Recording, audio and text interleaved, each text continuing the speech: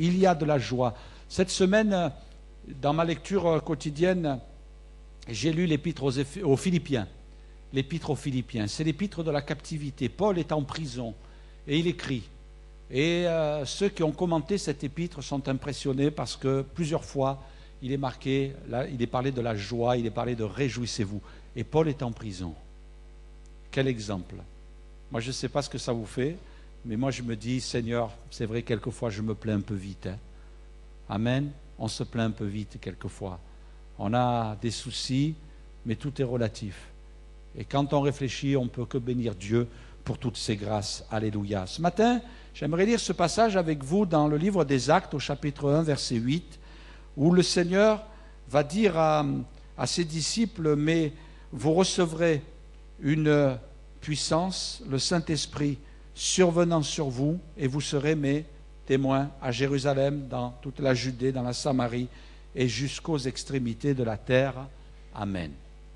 Vous serez mes témoins. J'aimerais ce matin aussi poursuivre sur ce thème. Le pasteur Bruno en a parlé la semaine dernière, et j'avais déjà eu à cœur d'en parler, donc je me suis dit au fond de moi-même, pourquoi pas apporter aussi un élément supplémentaire, d'autres réflexions à ce sujet, et pouvoir vraiment se laisser interpeller par ce thème. Dieu nous appelle à être des témoins. Dieu fait de nous des témoins. Des témoins, comme le dira l'évangéliste Luc, aussi bien dans l'évangile de Luc que dans les Actes, parlant de témoins, il emploie cette particularité des témoins oculaires, c'est-à-dire des témoins qui ont vu, des témoins qui ont vu. Et c'est vrai que nous, on n'a pas vu le Seigneur, on n'a pas eu une révélation avec nos yeux physiques, mais on a eu une révélation du Seigneur avec nos yeux spirituels. Il s'est révélé à notre cœur. On ne peut parler que de ce qu'on a touché du Seigneur. Un jour, il y a des religieux, des pharisiens, des docteurs de la loi qui ont réuni un homme qui avait été guéri par Jésus. Et ils commencent à l'aborder sur le plan théologique. Et ils commencent à lui dire, mais comment se fait-il? Et qu'est-ce qui s'est passé? Pourquoi? Et qu'est-ce que le Seigneur t'a fait? Et cet homme, fatigué à un moment donné, eh bien, leur a tous fermé la bouche quand il leur a dit, écoutez, moi, je ne sais pas, vous dites que Jésus est un pécheur, moi, je sais une chose, c'est que j'étais aveugle et je vois. Et là, ça les a cloués. Et vous savez, quelquefois, on s'encombre dans le témoignage, on voudrait devenir des grands théologiens, on voudrait sortir la Bible, vous savez. Moi, je me rappelle, quand j'étais tout jeune, chrétien, je voyais mon pasteur avec une Bible souple, vous savez, qui est comme ça, là. Alors je disais, waouh, il faudrait que je m'achète parce que j'avais une couverture rigide. Et finalement, je croyais que c'était dans la souplesse de la Bible qu'il y avait la puissance. Parce qu'elle ressemblait à la Bible de mon pasteur. Alors vous voyez, du coup, ça m'est resté. Hein. Ça m'est resté. On peut faire des effets. Hein. Des effets, waouh, on peut la bouger dans tous les sens. Mais ce n'est pas ça qui sauve les âmes. Hein. On peut se transformer en théologien en expliquant de la Genèse à l'Apocalypse, mais ça ne va pas toucher les cœurs. Ce qui touche les cœurs, et ce que j'ai remarqué avec expérience, c'est que même nous qui sommes prédicateurs, ce qui touche les gens quand on prêche, c'est des exemples, c'est des faits. Quelqu'un disait, on ne peut pas discuter des faits. On peut discuter la théologie, mais on ne peut pas discuter des faits. Parce que même la théologie, elle n'est pas parfaite, si je puis dire. Dans le cœur de Dieu, quand elle est sortie du cœur de Dieu, eh bien, elle est parfaite. Mais dans notre compréhension, dans le récepteur que nous sommes, eh bien, il y a des variantes. On a fini, nous, les assemblées de Dieu, de dire qu'on avait la vérité absolue. Hein. On a fini, ça fait beaucoup d'années qu'on a quand même compris que pour être sauvé, ce n'était pas obligé qu'on fasse partie des assemblées de Dieu. Hein. On pouvait être sauvé en faisant partie de notre mouvement. Alléluia et gloire à Dieu. Ça fera plus de monde dans le ciel. Hein. Moi, ça nous réjouit de savoir ça. Mais vous savez, il y a des gens, quelquefois, qui pensent qu'ils détiennent la théologie absolue. Mais même la théologie, il y a des choses qu'on ne saisit pas. Moi, j'ai beaucoup entendu de pasteurs âgés, et même qui sont auprès du Seigneur, qui m'ont dit, quand je serai vers le Seigneur, il y a des questions que je vais lui poser. Parce qu'il y a des choses que je n'ai pas compris. Hein? Et comme j'ai entendu un jour quelqu'un qui disait, concernant la fin des temps, eh bien, c'est le thème où il y a pratiquement le plus de livres, et tous les livres se contredisent. Alors, il y a des gens, ils voudraient avoir la vérité absolue sur la fin des temps. L'Antéchrist, il viendra d'où? De quel pays? Quelle couleur sera sa peau? Vous savez, finalement, est-ce que l'Église sera enlevée pendant, avant ou après la grande tribulation? Vous voyez, il y a tellement de questions, eh bien que finalement, il y a des choses. Moi, comment dire, je raisonne ainsi, c'est que je me dis, eh bien, si je ne sais pas, il vaut mieux rien dire. Vous voyez? Il y a des éléments dont on sait. Mais il y a une chose qui touche les cœurs, et si vous avez à témoigner, ne vous transformez pas en théologien, mais dites une chose, voici ce que j'étais. Autrefois, j'étais ceci, maintenant je suis devenu ça, voilà ce que je ressens dans ma vie, ça vous là. Il y a des tas de gens qui viennent frapper aux portes quelquefois pour essayer de vendre leur religion. Mais lorsque vous commencez à leur dire, écoutez, c'est vrai, il y a des textes dans la Bible, est-ce que le ciel sera sur la terre, est-ce qu'il y en aura 144 000 ou est-ce qu'il y en aura plus, vous savez, bon, je ne vais pas discuter là-dessus, hein. Ça sert à quoi? Ça sert à quoi de discuter là-dessus? Qu'il y en ait 144 ou 145 000, ça va changer quoi? Mais dites à ces gens-là, dites-leur, voilà ce que je vis. Alors là, vous allez les clouer, parce qu'ils ne vivent rien. En dehors des 144 000, ils ne vivent rien. C'est creux. Il y a des gens qui ont une religion, mais ils ne vivent rien. Et ça, c'est important. Vous serez mes témoins. Vous serez mes témoins. Pourquoi? Parce que le Saint-Esprit, il est venu sur vous. Il vous a changé. Il vous a transformé. Il vous a guéri. Il vous a relevé. Il vous a rempli de sa puissance. Le Saint-Esprit est venu sur vous pour que vous soyez des témoins.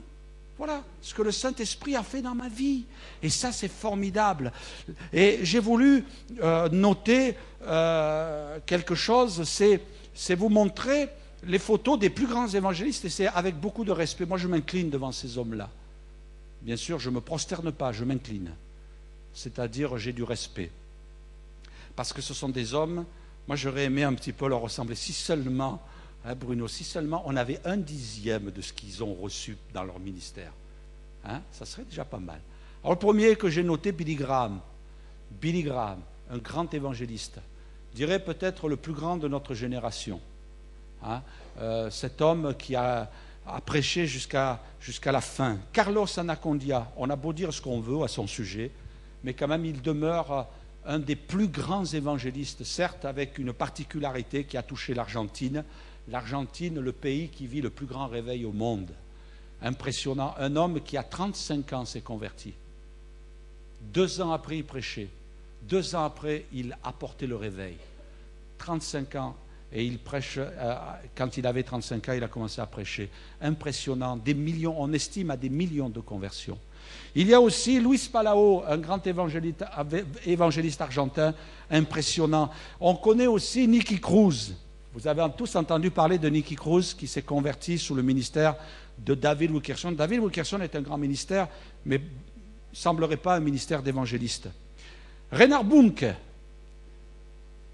on estime aussi à plusieurs millions. Une fois, il a prêché devant un parterre de 1 million de gens en Afrique.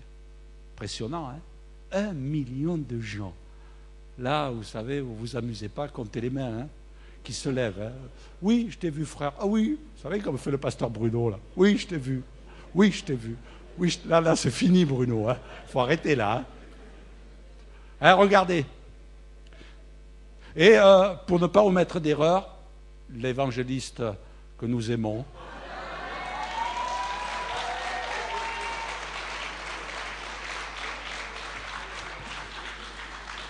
alors cette photo n'est pas de moi, elle est de Bruno. Je l'ai prise sur ton blog, hein, Bruno, alors ne m'en veux pas. Hein, mais j'ai trouvé quelle énergie, quelle fougue, impressionnant. Hein. Mais j'aimerais vous dire ce matin, j'aimerais vous dire quand même qu'il y a quelque chose qu'on a oublié. Oh, tu peux la passer, hein, bon, ça va. Hein. Toute l'année, on l'a parmi nous. Hein. Quelqu'un a écrit « Le meilleur évangéliste du monde, c'est vous ». C'est chaque croyant qui va redécouvrir le chemin de la véritable évangélisation, c'est-à-dire le chemin de la prière, pour connaître le plan divin et pour témoigner utilement. C'est vous qui dirigez par Dieu. Allez vous adresser à cette personne qui travaille avec vous et qui a tant besoin de secours. C'est vous qui, après avoir prié personnellement et où, avec votre Église, allez être menés par Dieu vers ceux qui se perdent, souffrent, sont tenus par les ténèbres, sont liés par des idées noires, afin de les conduire dans la victoire. N'attendez plus jamais tout d'un homme providentiel, c'est utopique. Faites l'œuvre d'un évangéliste, c'est-à-dire venez au lieu de prière personnelle, publique, à la réunion de prière de votre assemblée et investissez-vous.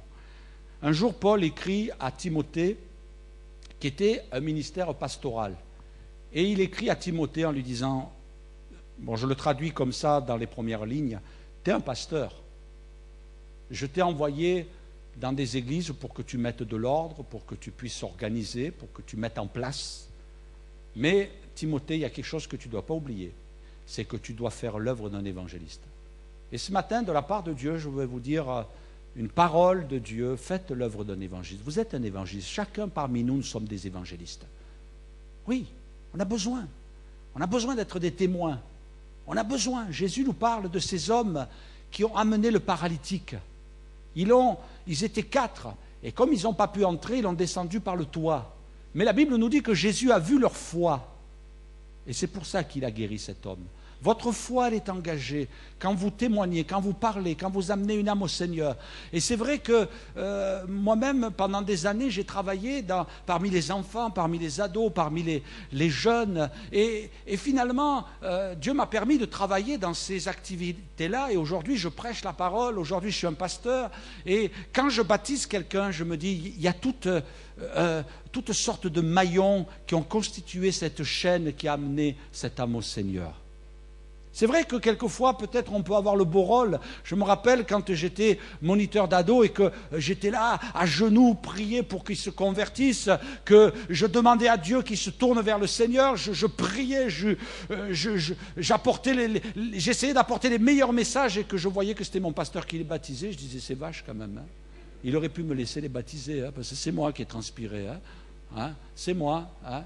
Mais finalement, on se rend compte, et ça il faut que ça reste dans notre cœur, qu'une âme quand elle se convertit, eh bien c'est toutes sortes de gens qui se sont mis au travail, même des gens qui n'ont pas eu contact direct avec la personne, mais qui ont prié, qui ont intercédé, qui ont réclamé à Dieu, qui ont supplié le Seigneur. Et je crois que c'est notre grande priorité. Et un jour, je me rappelle, lorsque je me trouvais dans une réunion de prière d'église, et souvent, on fonctionnait comme ça. Et attention, il n'y a pas de mépris, comprenez-moi bien, mes frères et sœurs, il y a de mépris à l'égard de personne. Mais souvent, quand on commençait nos réunions de prière, on disait, bon, on va prier pour le frère un tel qui a un cancer, on va prier pour la sœur un tel qui a tel problème. Et on commençait nos réunions de prière comme ça. C'est vrai que c'est des sujets qu'il faut faire monter vers Dieu, et nous le faisons encore. On ne veut pas oublier ceux qui souffrent, ceux qui passent par la difficulté, parce que c'est aussi un ordre. Mais quelquefois, on a perdu l'objectif, la priorité des priorités. Dieu nous a sauvés pour qu'on soit des témoins.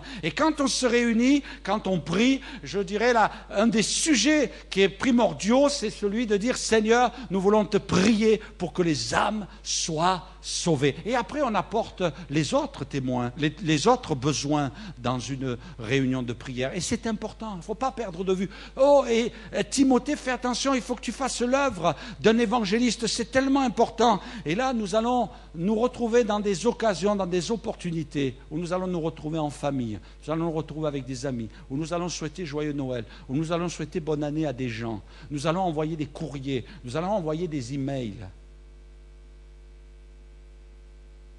Eh bien, c'est une occasion pour être un témoin. Par une lettre, par un courrier, par un cadeau, par une attitude, par un comportement. Ils ont besoin de nous. Les âmes ont besoin de nous.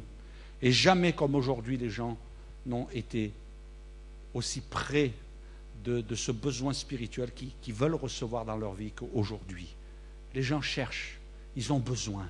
Ils ont besoin de foi, parce qu'ils se sont rendus compte que la foi, c'est un équilibre pour la vie, que la foi en Dieu, c'est un critère de bonne santé morale, spirituelle, intérieure. Et les gens cherchent parce qu'ils ont goûté dans toutes les choses de cette terre, ils ont été déçus, ils ont été blasés, et ils ont ce besoin de chercher Dieu.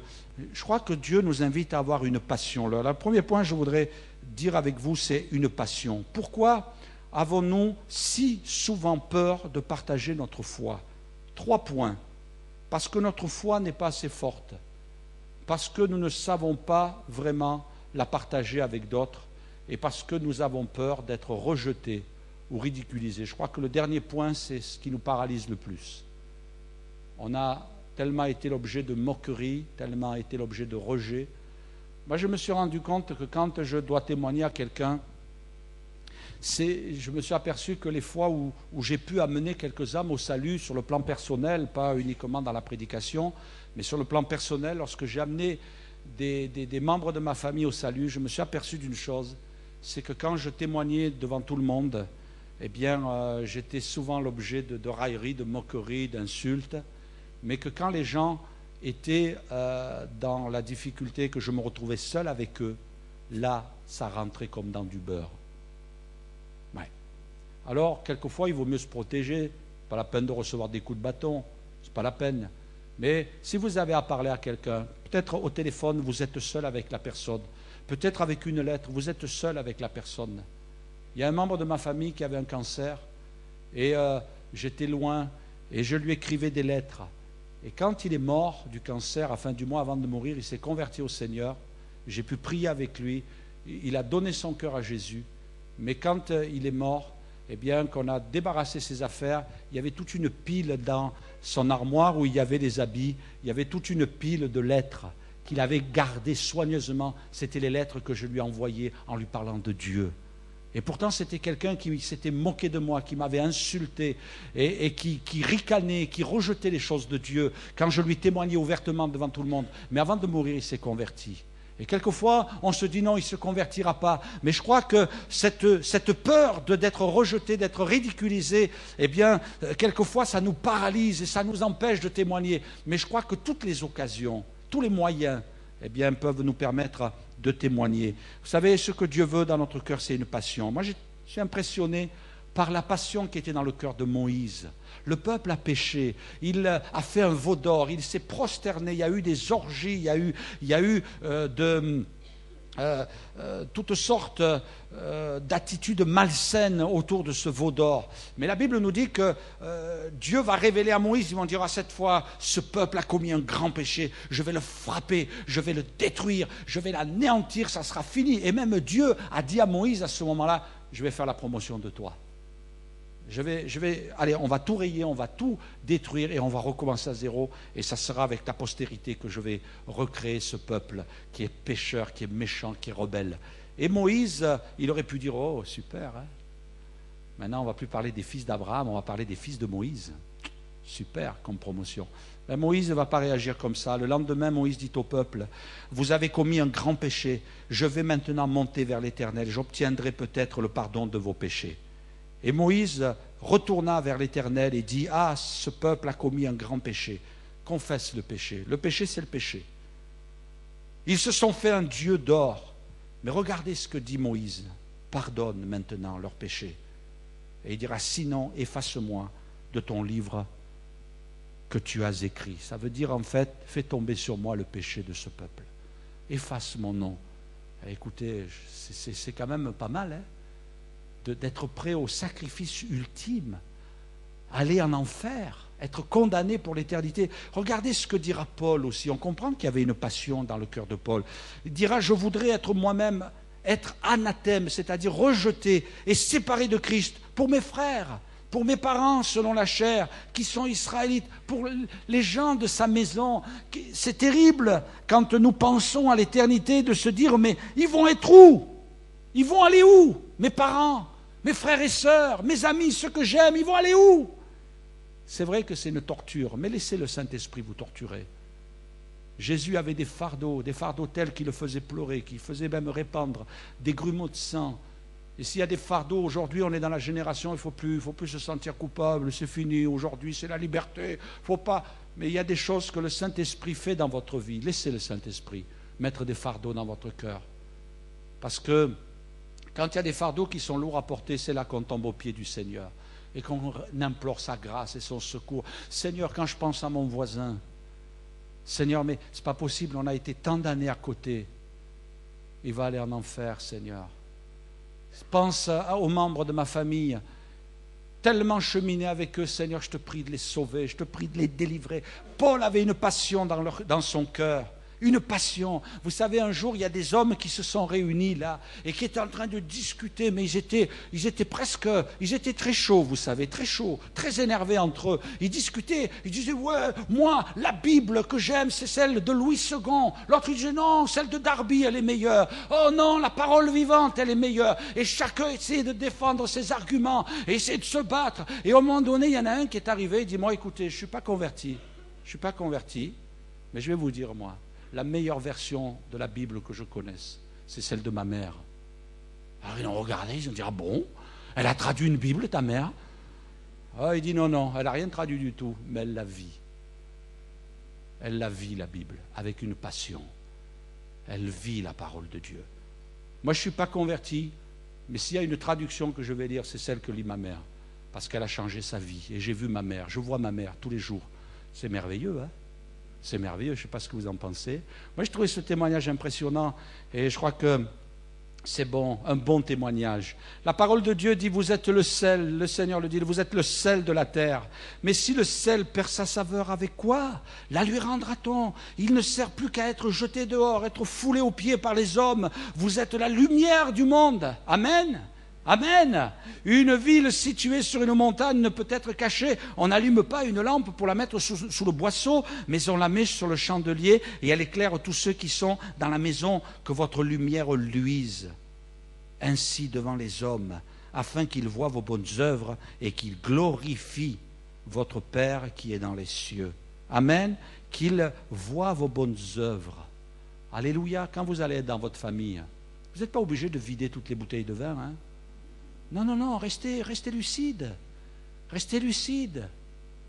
Vous n'êtes pas obligé de fumer le cigare parce qu'il y en a un autre en face qui avait allumé son cigare. Eh bien, laissez-le fumer son cigare. Hein. Non, vous êtes une lumière. Ayez un bon témoignage. Ne les choquez pas. Parce que si, en sortant du réveillon, vous dites, chérie, conduis la voiture parce que je suis incapable de reconnaître la voiture avec laquelle on est venu. Hein? Je me rappelle, il y a un homme, un jour, il sortait d'un bar, il est arrivé chez lui, sa femme l'attendait. Mais vous savez, il sortait d'un bar, il n'avait plus soif. Hein. Il n'avait plus soif. Et sa femme lui a dit, mamma mia, mais comment tu as fait pour arriver à la maison dans cet état? Mais comment tu as fait pour conduire la voiture? Il n'arrivait même plus à monter les escaliers, il n'arrivait même plus, excusez-moi d'entrer dans les détails, il n'arrivait même plus à enlever sa chemise pour se mettre au lit tellement. Et sa femme a dit, mais comment tu as fait pour conduire la voiture? Il dit, c'est pas moi, c'est le chien qui a conduit. Véridique, hein, véridique. C'était le chien qui avait conduit la voiture. Il était tellement saoul que dans son imagination, il avait vu le chien conduire la voiture. C'est terrible quand même. Non. On n'est pas obligé, même si c'est une mauvaise chose pour votre santé, pour votre équilibre et pour accomplir la parole de Dieu, c'est très mauvais. Mais restez lucide. Ayez un bon témoignage. Et annoncez que vous êtes un chrétien, mais surtout vivez-le. Vivez-le. Vivez-le dans votre famille.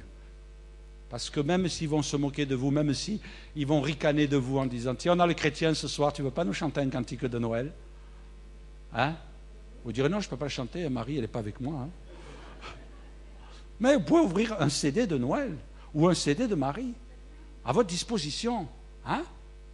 Vous pouvez. Mais on va se moquer de vous. Mais je vais vous dire une chose.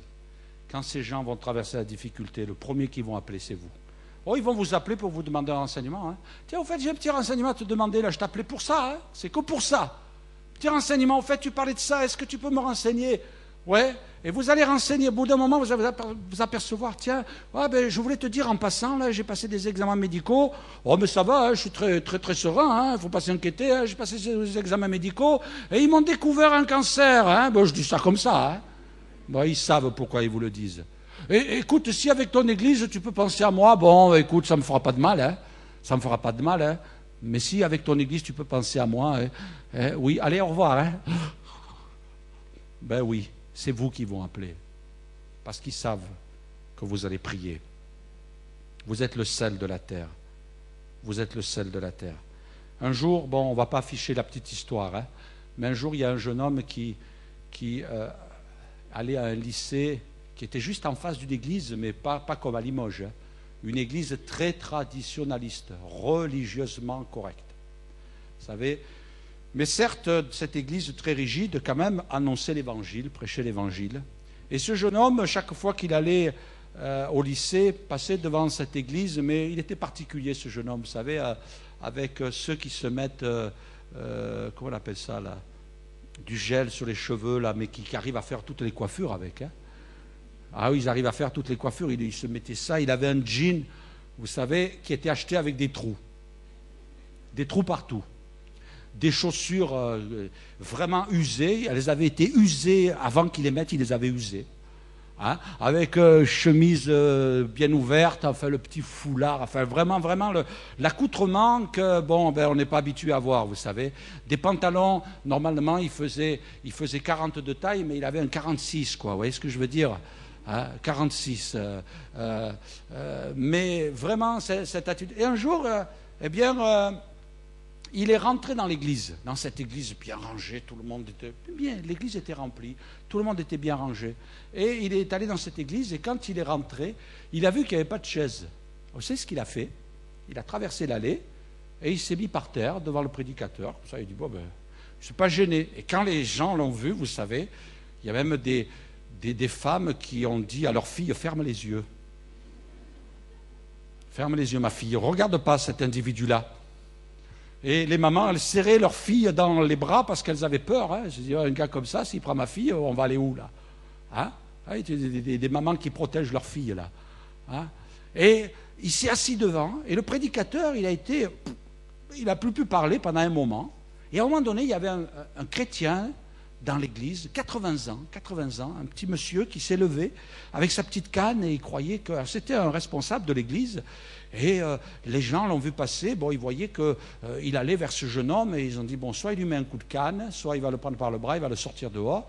Et vous savez ce qu'a fait le pépé? Quand il est arrivé devant lui, il a posé sa canne, et tant bien que mal, il s'est assis à côté de lui, il est resté assis toute la prédication. Oh! Et le pasteur, il a dit, écoutez, je vais prêcher, vous allez sûrement oublier mon message, mais vous n'oublierez jamais ce que ce frère vient de faire. Ça, vous l'oublierez jamais. Et je crois que ce que Dieu attend de nous, c'est ce témoignage aussi. Ce témoignage, une église qui est ouverte vers l'évangélisation, une église qui a à cœur l'évangélisation. C'est pas l'église qui va sauver, c'est Jésus. C'est Jésus qui va sauver les âmes. Et Jésus va nous utiliser, il va nous employer. Mais quelle est notre vision? Quelle est la direction que nous voulons suivre? Une église qui n'enfante plus, c'est une église qui est morte. Une église qui n'a plus en vue l'évangélisation, c'est une église qui est morte, elle va mourir, elle va disparaître, mes frères et sœurs. Et là, on n'a pas besoin d'être prophète pour dire ça. Parce que c'est la vérité. Tous les mouvements ont disparu quand ils ont cessé d'évangéliser. Même l'armée du salut qui a fait un travail considérable, devant lequel nous nous inclinons les uns et les autres.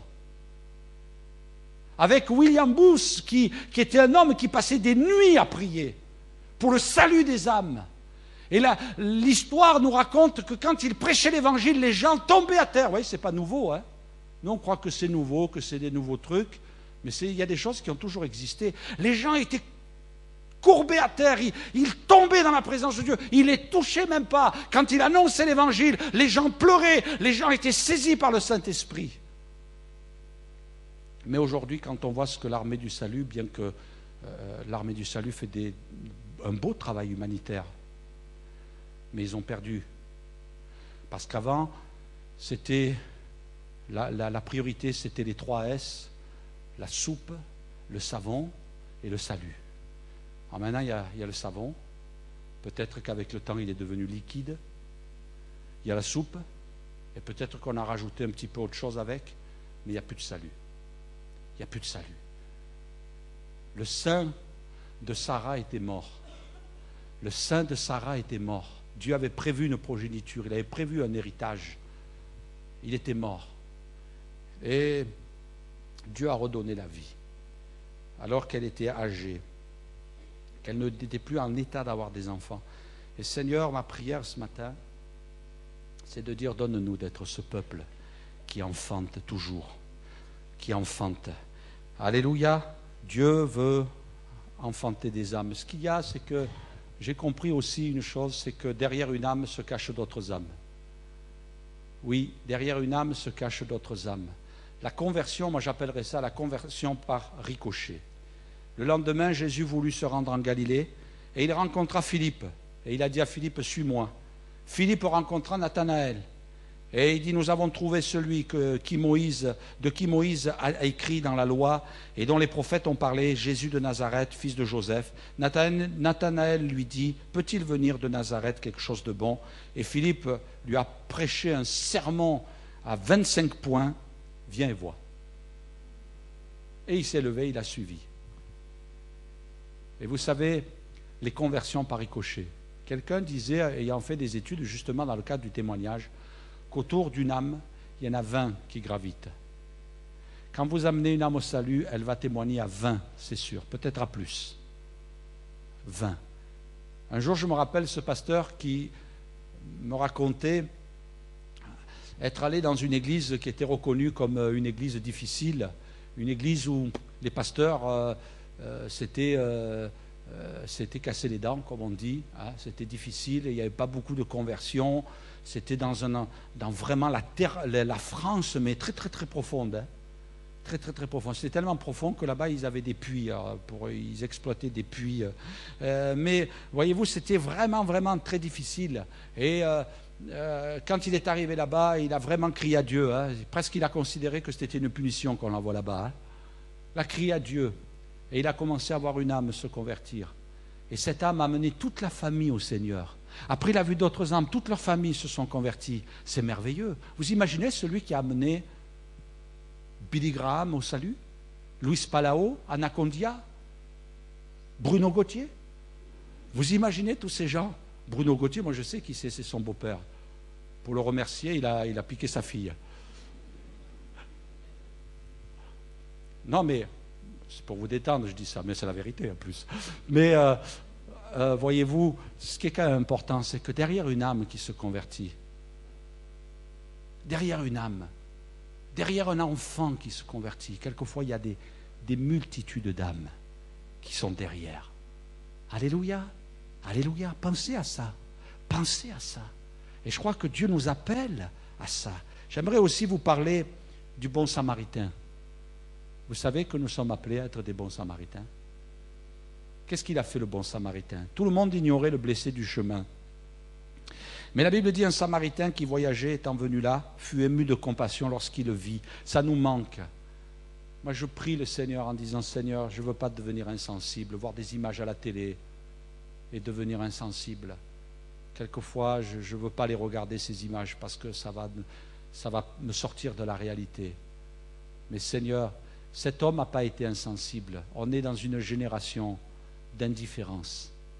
Est-ce que ce matin vous sentez, moi je dis c'est une action des ténèbres, est-ce que vous sentez l'indifférence gagner votre cœur?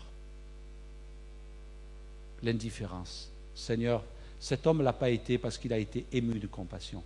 Il s'approcha, il banda ses plaies, versa de l'huile, puis il le mit sur sa propre monture, il le conduisit dans une hôtellerie et prit soin de lui.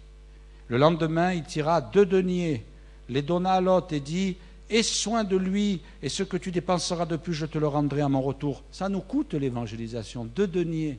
Et si tu dépenses plus, je te donnerai. Ça coûte l'évangélisation. Ça coûte d'être un bon samaritain. Il aurait pu dire, non, les deniers, je vais les garder pour moi. En plus, cet homme-là, c'est un juif, il n'est pas très gentil avec les samaritains. Alors je vais peut-être lui donner un coup derrière la tête, ça va l'aider à mourir plus vite. Je vais abréger ses souffrances.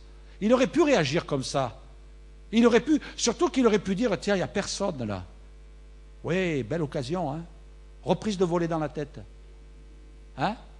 C'est terminé pour lui. Non, il n'a pas fait. Et même, il a payé. Ça nous coûte.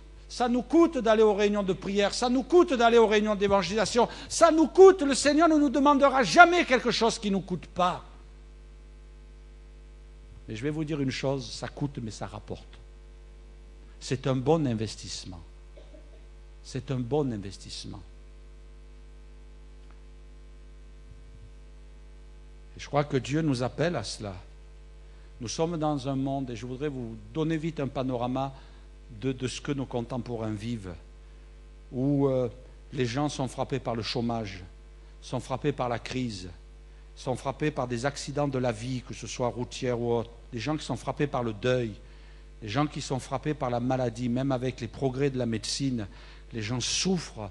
Il y a des gens qui sont malades, il y a des gens qui passent par des moments difficiles, il y a des gens qui sont frappés par le divorce, il y a des gens qui sont frappés par la prison aussi, il y a des gens qui sont frappés par la dépression de plus en plus, et on peut même parler des gens qui se suicident, des gens qui abrègent leur vie, des gens qui se suicident sur leur lieu de travail. Je ne sais pas si on m'a rapporté ça, je ne l'ai pas vu, mais de cet homme qui a témoigné à la télévision et qu'il se trouvait dans un contexte de travail où son patron, enfin du moins son supérieur est venu le voir en disant voilà, on va modifier ton travail, on va te changer de poste et tu vas faire ci. Il a ouvert son tiroir, il a pris un couteau, il se l'a enfoncé. Quelques-uns qui l'ont vu ce témoignage, enfin pas qu'ils ont vu le couteau, mais qui ont entendu ce témoignage à la télévision dernièrement. Et cet homme, il disait, après avoir été sauvé, après avoir été soigné, il disait, il y a une partie en moi qui vit, mais il y a une autre partie qui est morte. Et c'est terrible d'entendre de tels témoignages. Il y a des gens qui souffrent, il y a des gens qui vont se suicider, il y a des gens qui, pendant cette période de Noël, vont mettre un terme à leur vie. Et que le cri de Paul en disant au geôlier, ne te fais point de mal, nous puissions le prononcer aussi. Les membres de nos familles qui peut-être vont faire bonne figure, mais au fond d'eux sont complètement détruits. Vous savez pourquoi il est écrit dans la Bible, mieux vaut aller dans une maison de deuil que d'aller dans une maison de festin. Pourquoi est-il écrit ça? Parce que dans la maison de deuil, on va écouter votre message. Quand les gens passent par la souffrance, ils écoutent le message.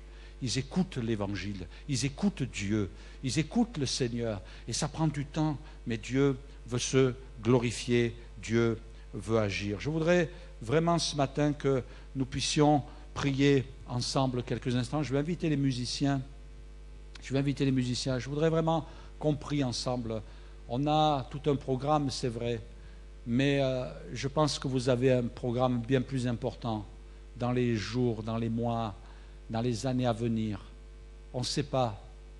On entend toutes sortes de réflexions dans le monde chrétien. Beaucoup de gens dans le monde disent que Jésus revient bientôt, qu'il est proche. On sent qu'il y a beaucoup d'inquiétudes. Mais il nous reste peu de temps. Il nous reste peu de temps. Enfin, du moins, il nous en reste beaucoup moins que l'année dernière déjà. Mais, je ne sais pas, on va passer encore quelques fêtes, on va rencontrer les nôtres. Il y a des familles, il y a la division. Il y a des familles où les gens sont en colère les uns contre les autres, ils sont fâchés.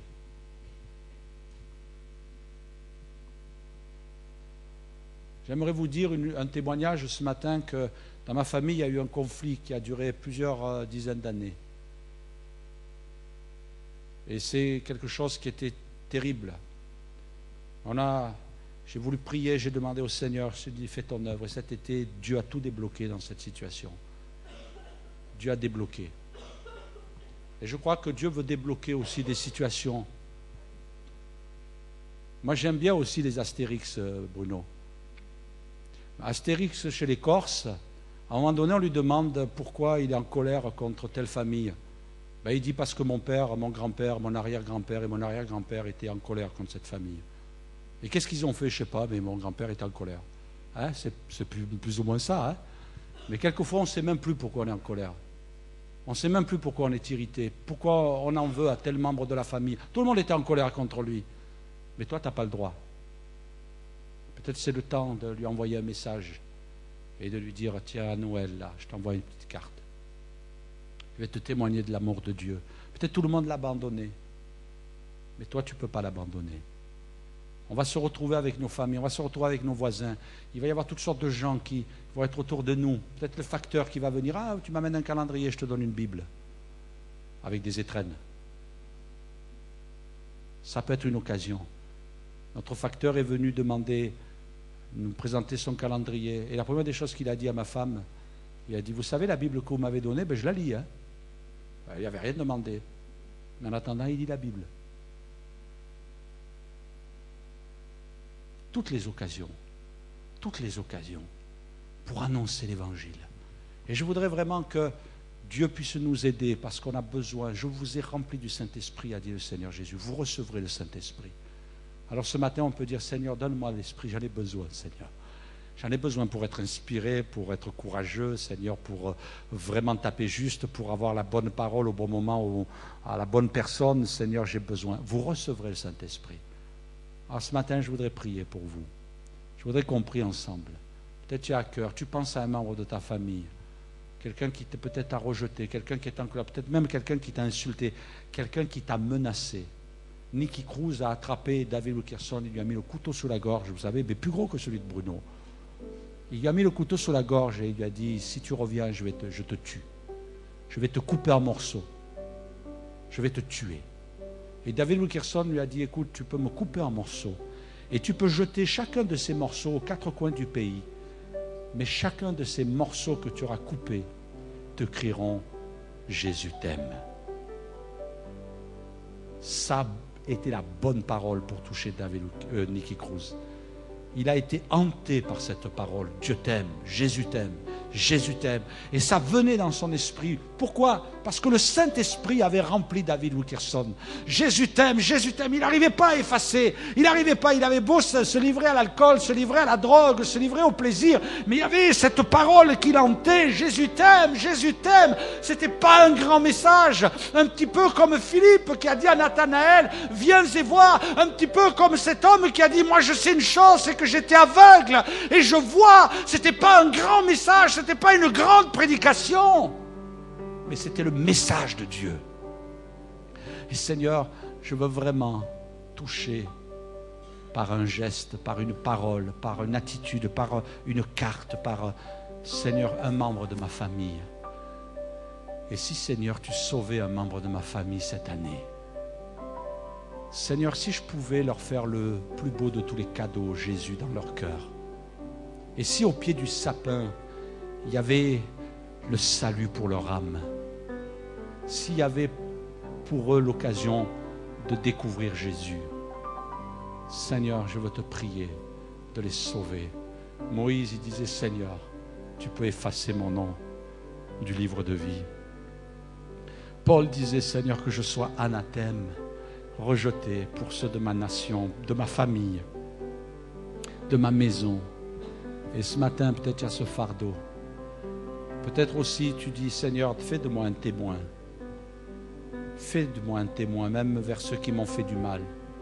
C'est que dans les familles, quelquefois, il y a de grandes souffrances. Il y a de grandes souffrances, il y a des plaies, il y a des cœurs meurtris. Il y a des vies qui ont été détruites par un papa qui a abusé, par une maman qui a été absente, par un frère, une sœur qui a dominé l'autre et qui l'a écrasé totalement en anéantissant sa personnalité. Il y a des souffrances. Vu des gens qui me disent, pasteur, je ne peux pas pardonner à mon frère, je ne peux pas pardonner à ma sœur, je ne peux pas pardonner à mon père, je ne peux pas pardonner à ma mère, je ne peux pas pardonner à mes enfants. Mais Seigneur, je veux dépasser tout ça. Et je veux vraiment être un témoin. Amen. Et peut-être ce matin, quelqu'un est dans la souffrance, mais la Bible dit, vous recevrez le Saint-Esprit. Et le Saint-Esprit va venir sur toi pour te guérir, pour t'aider, pour te secourir, pour te relever, pour te restaurer dans ton âme. Viens à Jésus ce matin. Seigneur, viens faire ton œuvre. Fais en sorte que je devienne un évangéliste pour toi. Un évangéliste pour te glorifier. Un évangéliste dans mon quartier, dans ma maison, dans mon foyer. Seigneur, au nom de Jésus.